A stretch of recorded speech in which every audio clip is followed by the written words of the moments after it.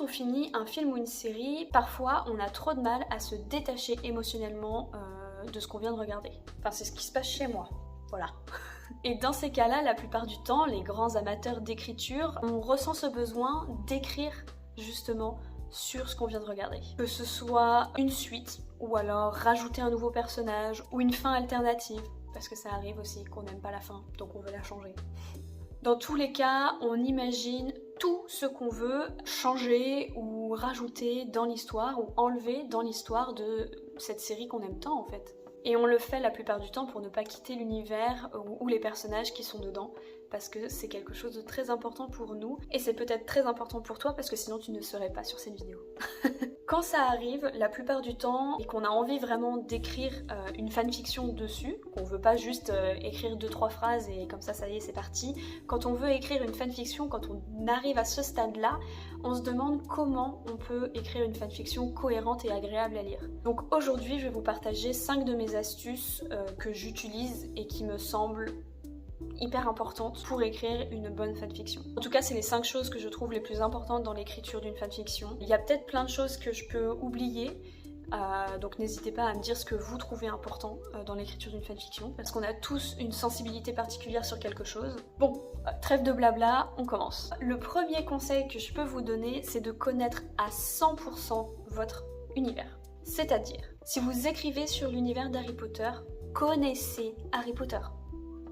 Tout simplement. Ça peut paraître hyper basique, mais c'est genre hyper important. Parce que là je prends Harry Potter, mais toutes les séries ou tous les films que vous voulez, sur lesquels vous voulez écrire, en fait c'est important. Parce que si vous ne connaissez pas le passé du film ou de la série, vous risquez de ne pas être cohérent avec ce que vous allez écrire. Si vous ne connaissez pas le vocabulaire, vous risquez d'être complètement à côté de la plaque aussi.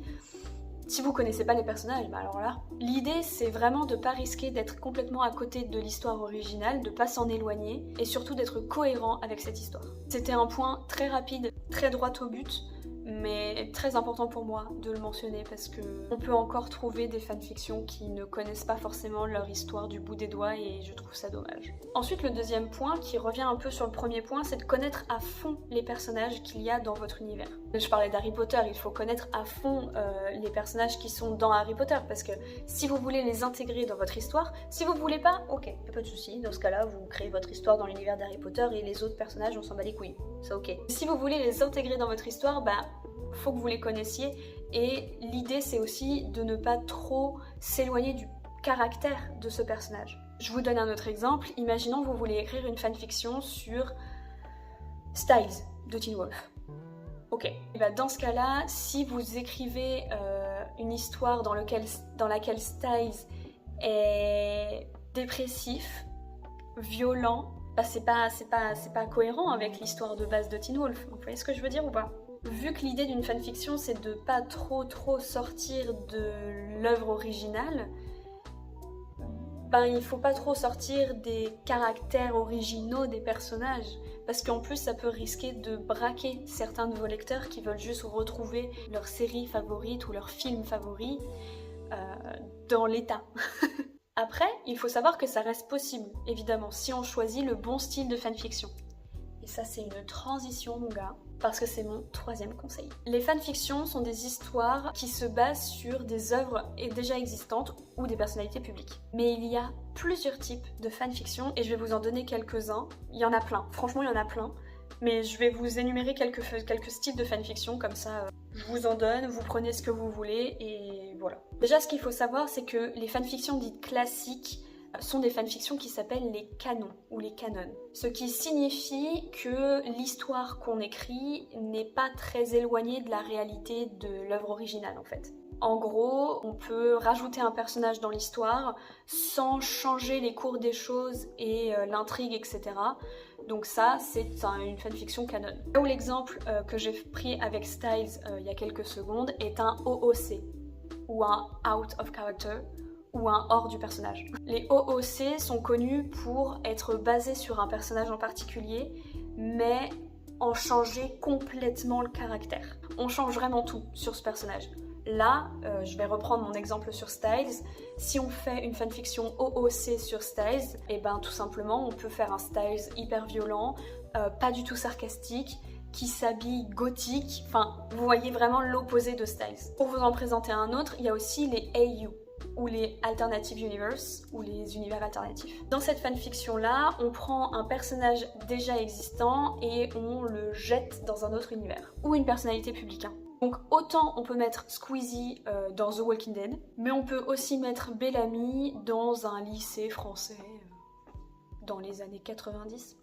Il y a aussi les crossovers qui sont assez connus sur Wattpad, je crois. En tout cas, moi j'en ai vu beaucoup passer. Quand une fanfiction est un crossover, c'est qu'on prend les personnages de deux univers différents, ou plus, ça arrive aussi, et qu'on les met dans un seul et même univers.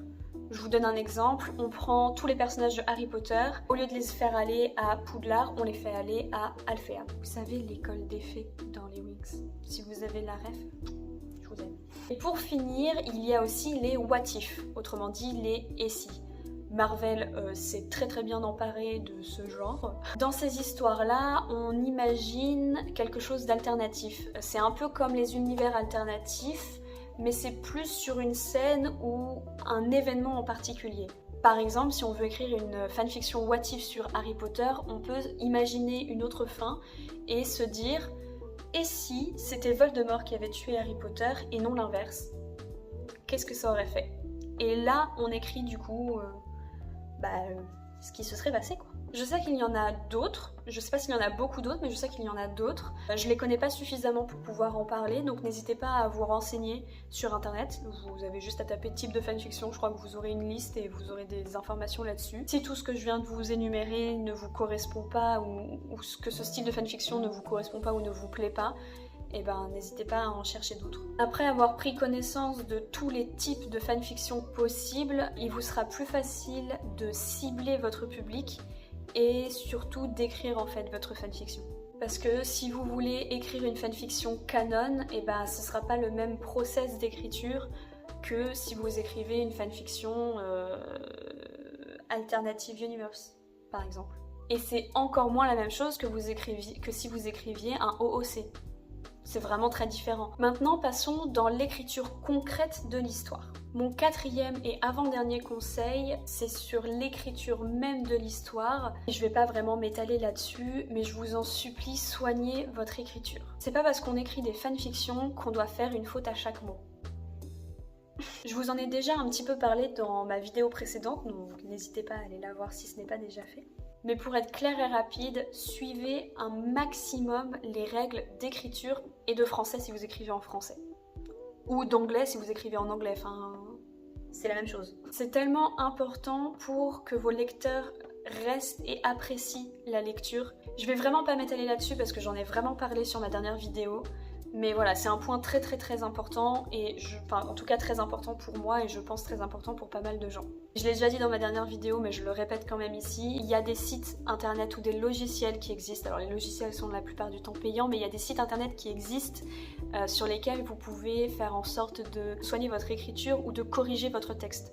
Donc c'est toujours possible, même si vous avez du mal avec l'écriture, c'est toujours possible d'avoir un texte sans faute. Mon cinquième et dernier conseil reste toujours sur l'écriture, et je pense que c'est la première étape. Il faut connaître votre propre histoire à 100%. Au-delà de connaître l'univers sur lequel vous écrivez, connaissez ce que vous voulez en faire. Connaissez par cœur vos personnages, leur histoire, leur passé, leur présent, leur futur. Sachez tout ce que vous allez écrire à 100%. Non seulement ça vous aidera à répondre aux commentaires de vos lecteurs, ce qui peut être quand même hyper intéressant, mais en plus ça peut vous permettre de ne pas vous perdre en chemin. Parce que si vous commencez à écrire une histoire sur un personnage qui a les cheveux bruns et que à la moitié de l'histoire, le personnage a les cheveux roux, ben c'est bizarre, sauf s'il a fait une teinture et que c'est mentionné dans l'histoire, là ok à la limite. Mais si au début votre personnage principal n'a absolument pas de famille connue, etc.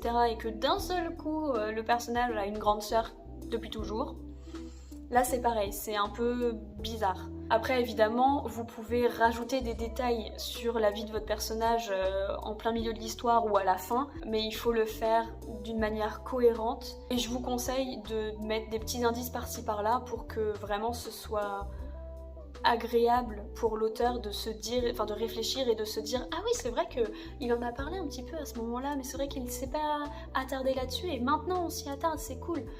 Enfin vous voyez, surtout dans les fanfictions, c'est quelque chose qui peut être très très apprécié.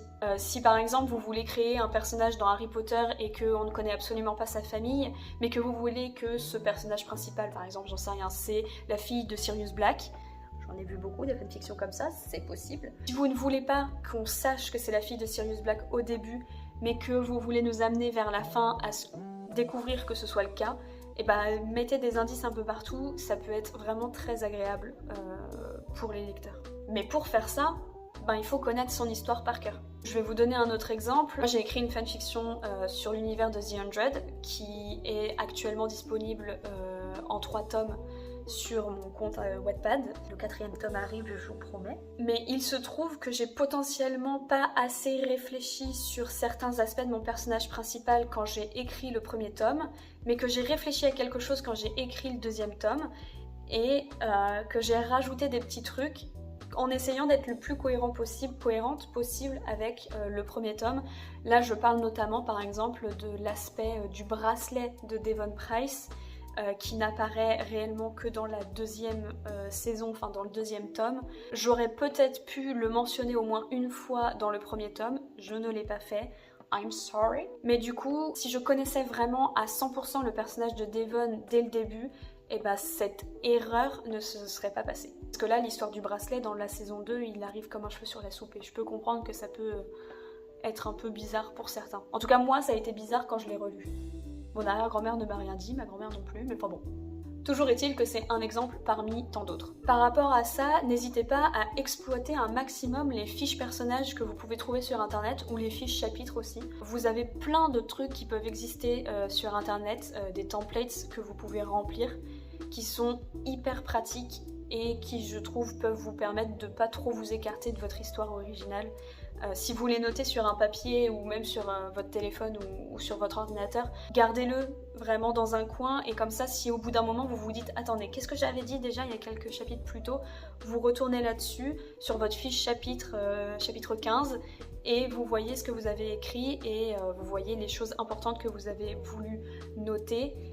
Et comme ça, vous risquez pas de trop vous éloigner du chapitre 15 alors que vous êtes au chapitre 20 par exemple. Pour moi, ces 5 astuces sont vraiment essentielles pour écrire une bonne fanfiction sur des bases solides et cohérentes. Maintenant, c'est vrai qu'il y a un cadre légal à connaître sur les fanfictions. La première chose qu'on sait quand on écrit des fanfictions, c'est que on ne pourra pas vendre cette fanfiction à une maison d'édition, à des libraires, enfin bref, on ne pourra pas la vendre, tout simplement parce que une fanfiction c'est basé sur une histoire déjà écrite. Si on voulait vendre notre fanfiction, il faudrait payer des droits d'auteur, et croyez-moi, ça vous coûtera plus cher que ce que ça vous rapportera. J'ai bégayé. Donc n'oubliez pas qu'écrire une fanfiction n'est pas un objectif de vente, même s'il est fortement possible, évidemment, de trouver des exceptions, tout simplement avec After. After, qui, si vous ne saviez pas, est une fanfiction de base sur Harry Styles. Mais avant de pouvoir publier son histoire, elle a changé les prénoms de personnalités publiques.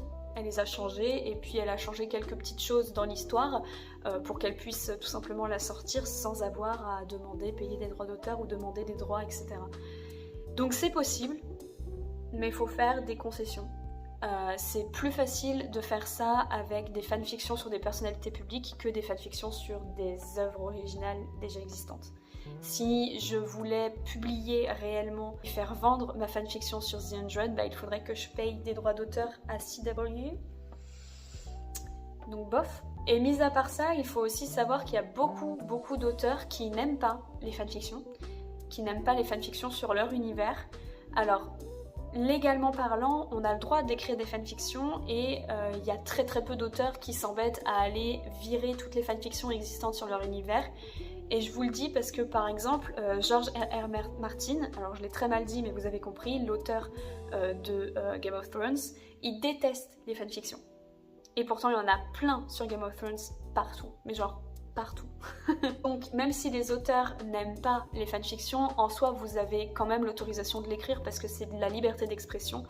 Et les auteurs ne vont pas s'emmerder à aller chercher toutes les fanfictions pour les faire sauter. C'est pas possible.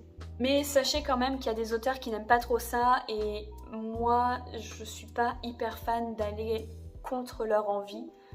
Donc voilà, je vous partage l'info. D'ailleurs, sachez que Stephenie Meyer, donc l'autrice de Twilight, elle est complètement pour, elle adore ça, et elle est tellement pour qu'elle a fait quoi? Elle a mis le lien de fanfiction.net, donc une application, enfin un site internet pour les fanfictions aussi comme Wattpad, sur son site internet à elle. Donc c'est que quand même potentiellement elle aime bien. Toutes ces astuces sont des astuces que j'utilise pour mes fanfictions parce que j'écris moi des fanfictions canon et que je ne veux pas trop sortir de l'histoire originale sur laquelle je veux écrire. Mais n'oubliez pas que les astuces, vous pouvez les adapter à votre manière aussi. Gardez juste en tête que l'idée d'écrire une fanfiction, c'est de rester cohérente avec l'histoire, sauf si vous faites du OOC ou du Alternative Universe. Mais de manière générale, quand vous écrivez une fanfiction, vous avez envie d'être cohérent et de suivre l'histoire originale, donc toutes ces astuces peuvent vous permettre de l'être. Ça peut être des astuces complètement basiques, que vous avez potentiellement déjà en tête, mais je trouve que c'est bon de se le rappeler.